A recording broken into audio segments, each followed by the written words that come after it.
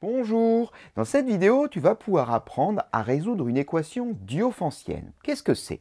Eh bien, c'est tout simplement une équation de ce type-là. AX plus BY égale à C. X et Y sont les inconnus, A, B et C sont des entiers quelconques. Alors, un peu bizarre parce qu'on se retrouve avec une équation et deux inconnus. Et jusque-là, on nous a toujours dit que pour résoudre une équation avec deux inconnus, il fallait justement une deuxième équation. Et donc constituer un système de deux équations à deux inconnus si on va avoir une chance de trouver des solutions. Oui, c'est vrai, mais là, on ne va pas trouver une unique solution. On va trouver un ensemble de solutions. Et c'est ça qui nous intéresse, de restreindre un peu tout ça quand même pour trouver un ensemble de solutions, c'est-à-dire avoir en fait des couples solutions qui vont dépendre d'un entier K qu'on pourra faire varier. Alors, comment y arriver? Eh bien, on va voir, ici, on a deux équations, donc 5x plus 7y égale 1, et la deuxième qui lui ressemble beaucoup, on va aller d'ailleurs très vite pour cette deuxième, 5x plus 7y égale à 12. Le principe va être le suivant. On va commencer déjà par rechercher une solution particulière. On va voir comment. Et à partir de cette solution particulière, on va fabriquer l'ensemble des solutions en appliquant le théorème de Gauss. Alors commençons déjà par effectuer la recherche de cette solution particulière. Alors tu l'as compris, cette solution particulière n'est pas unique évidemment. Mais ce qu'il faut comprendre, c'est qu'en fonction de la solution particulière que tu vas choisir, au départ, donc maintenant, eh bien l'ensemble des solutions, donc la solution générale, ne va pas s'écrire de la même manière. Ça sera le même ensemble de nombres, mais il ne va pas s'exprimer de la même façon. Donc tu peux très bien résoudre ce problème, trouver une solution qui sera la même que la mienne, mais tu ne l'écriras pas de la même façon que moi. Et ceci dépend, je le répète, de la solution particulière choisie au départ. Alors, recherchons une solution particulière, et pour ça, on va tout simplement isoler y, c'est-à-dire exprimer y en fonction de x, et ensuite faire varier x à l'aide d'entiers successifs. On a donc 5x plus 7y égale à 1, soit 7y égale à 1 moins 5x, si j'isole y, ça fait y égale à 1 moins 5x sur 7. Alors, si je cherche une solution particulière, je cherche donc deux nombres entiers qui conviennent. Donc, un x et un y entier qui convient.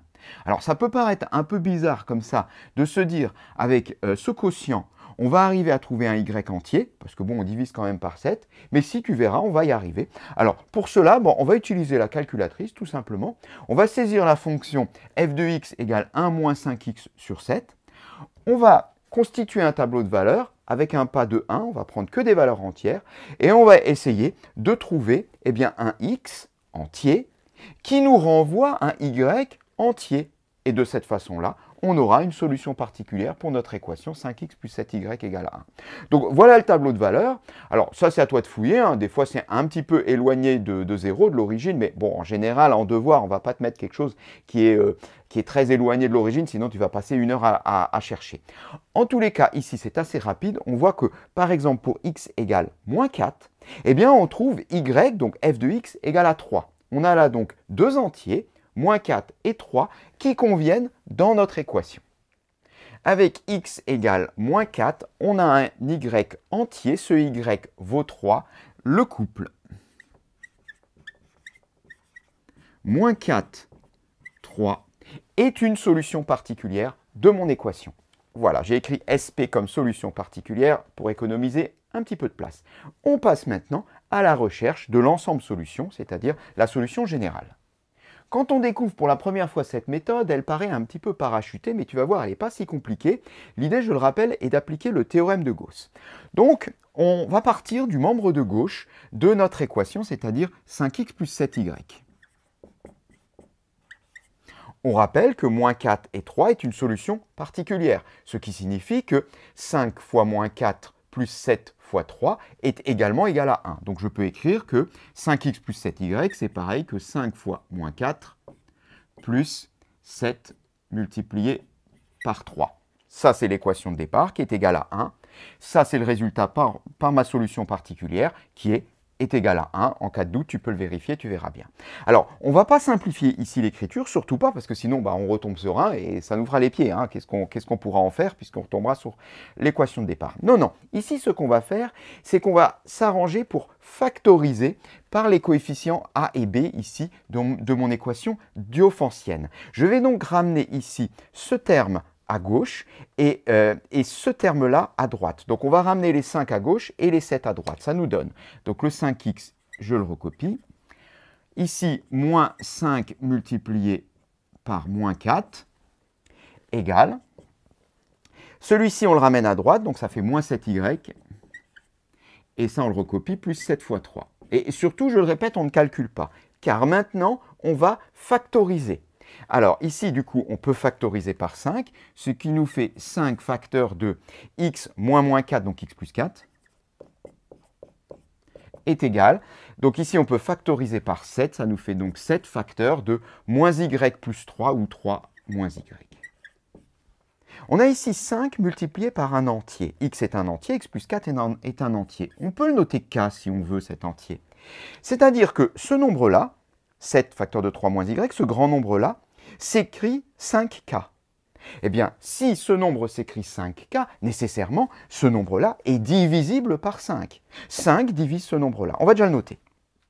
Parce que si 5 divise BC, et que 5 est premier avec B, eh bien, nécessairement, 5 divise C. Puisque 5 divise ce produit, et que les deux ici sont premiers entre eux, forcément, je ne vais pas trouver de facteur 5 dans 7. Donc, si je ne trouve pas de facteur 5 dans 7, le facteur 5, il est dans 3 moins y. C'est ce que nous dit le théorème de Gauss. Le théorème de Gauss, il nous dit si A divise BC, c'est écrit ici, si A divise BC, et si A et B sont premiers entre eux, j'ai écrit PGCD de AB égale à 1, c'est la même chose, hein, eh bien, dans ce cas-là, A divise C. On a donc A qui divise BC, on a A et B qui sont premières entre eux, PGCD égale à 1, donc forcément, ça va être l'autre facteur qui va être divisible par 5, théorème de Gauss, donc 5 divise 3 moins y. On le note également de façon abrégée. On précise qu'on a utilisé ici le théorème de Gauss. Et c'est ça qui nous intéresse au plus haut point. 5 divise 3 moins y. Pourquoi? Parce que si 5 divise 3 moins y, cela signifie qu'il existe forcément un entier relatif k tel que 5k est égal à 3 moins y. Forcément, 3 moins y s'écrit comme le produit de 5 et d'un entier. On le note. Donc, 5k égale à 3 moins y avec k entier relatif. Alors je l'écris dans ce sens-là, on peut également l'écrire dans l'autre sens, mais c'est simplement dans le but maintenant d'isoler y, parce qu'on rappelle qu'on cherche y, bah, on balance le y à gauche, le 5k à droite, on a finalement y égale à 3 moins 5k, k entier relatif. On a là déjà la forme générale de y. Il nous manque encore celle de x. On va voir que ça va aller très vite. En tout cas, cette première solution, on se la met de côté.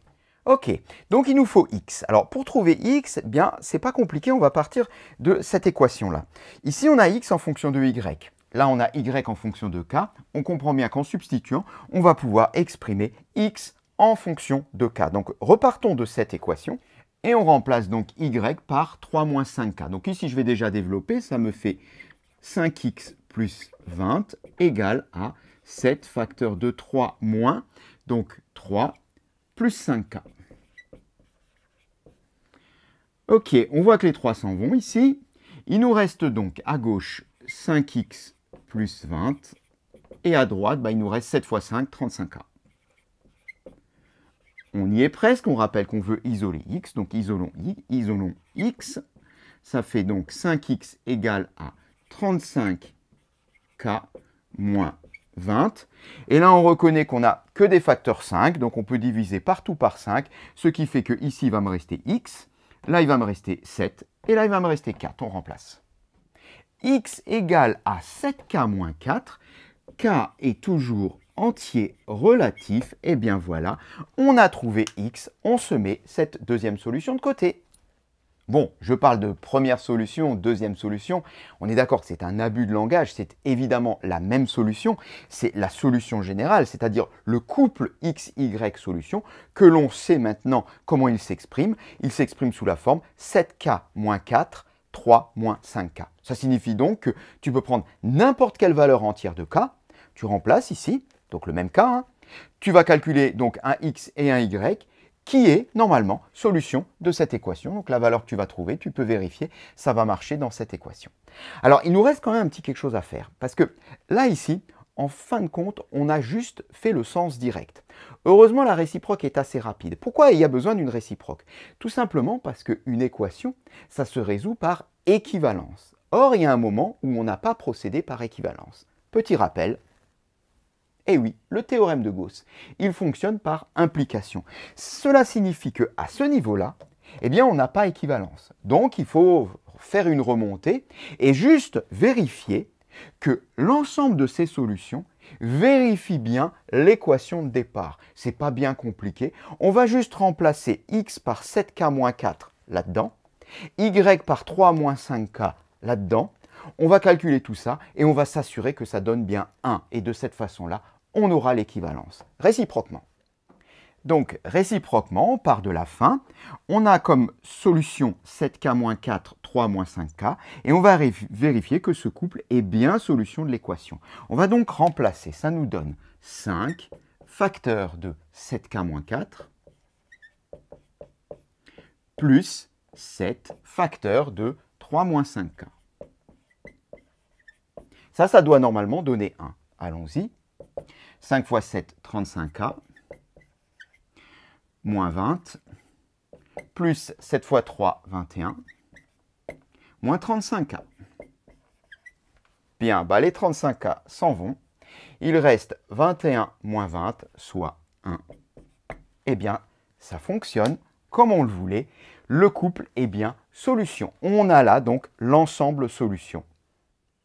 Alors, il me reste un tout petit peu de place. Je vais donc écrire la solution sous forme abrégée.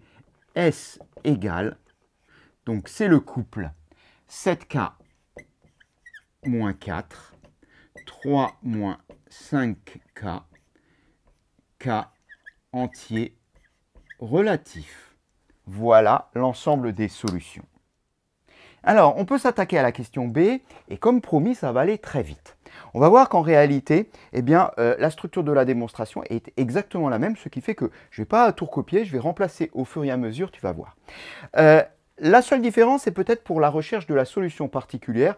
On peut faire exactement la même méthode en construisant un tableau de valeurs, mais si on a déjà une solution particulière pour 5x plus 7y égale à 1, eh bien on va voir qu'on trouve très rapidement une solution particulière pour 5x plus 7y égale à 12. Alors, on rappelle que tout à l'heure, on avait trouvé moins 4 et 3 comme solution particulière, donc on a 5 fois moins 4 plus 7 fois 3 égale à 1. Alors, dans cette nouvelle équation, on veut 12 dans le membre de droite. Donc, on va tout simplement tout multiplier par 12. Ça nous fait 5 multiplié par moins 4 fois 12, plus 7 multiplié par 3 fois 12, égale à 1 fois 12, égale à 12. Alors, je vais l'effectuer ça. Moins 4 fois 12, ça fait moins 48. Donc, ça nous fait 5 fois moins 48, plus, ça je vais l'effectuer aussi, 3 fois 12, donc ça fait 36. 7 fois 36 égale à 12. Et qu'est-ce qu'on remarque là? Eh bien, on remarque qu'on a une solution particulière. 5x plus 7y égale à 12, avec x qui vaut moins 48 et y qui vaut 36. On a donc ici une solution particulière, c'est le couple moins 48, 36. On remplace ici. Alors, la suite, eh bien, c'est strictement la même chose. Ce qui ferait que, normalement, si on te posait ces deux questions-là dans un devoir, tu ne le referais pas. Tu dirais tout simplement, eh bien, on procède de même et on trouve à la fin. Mais bon, on va quand même le rédiger simplement pour que tu constates par toi-même que c'est vraiment strictement la même chose. Sauf que, avant, notre solution particulière, c'était moins 4, 3. Et maintenant, c'est moins 48, 36. Ce qui signifie que je peux faire exactement le même raisonnement. 5x plus 7y égale à 5 fois moins 48 plus 7 fois 36. Voilà.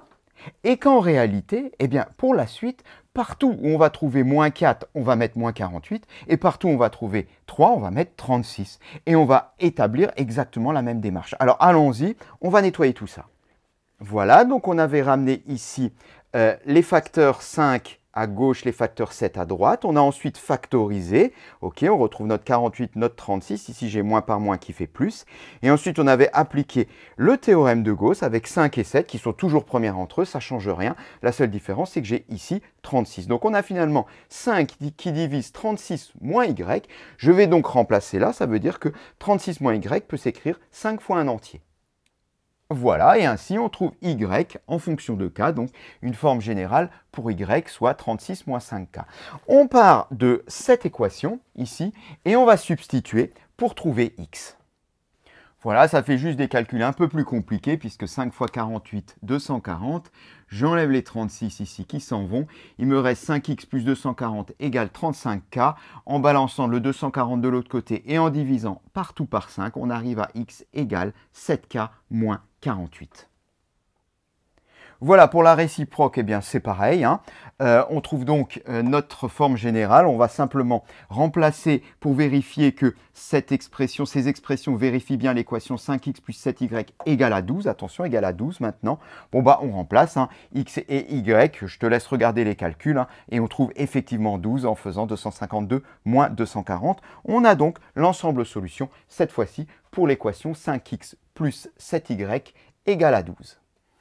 Juste encore une petite remarque qui est importante, j'espère que tu n'as pas coupé la vidéo trop tôt.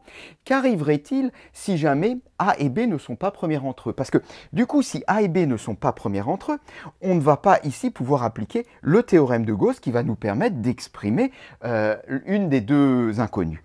Eh bien, ce n'est pas tellement un souci parce que si ici j'ai deux nombres qui ne sont pas premières entre eux, cela signifie donc qu'ils ont un diviseur en commun et donc qu'au niveau de cette équation, je vais pouvoir simplifier. Je ne sais pas, par exemple, admettons qu'ici, on est 10 et 15. Je reconnais ici 10 et 15 qui sont divisibles par 5. Et donc, ce que je vais faire, c'est que je vais diviser par 5. Et comme ça, qu'arrivera-t-il? Eh bien, il me restera ici, là et là, deux facteurs A et B qui seront premiers entre eux. Et de cette façon-là, on pourra appliquer notre théorème de Gauss. Donc, j'ai envie de dire, ce n'est pas très grave si jamais A et B ne sont pas premières entre eux. Voilà, en tout cas pour nous, cette séquence est terminée.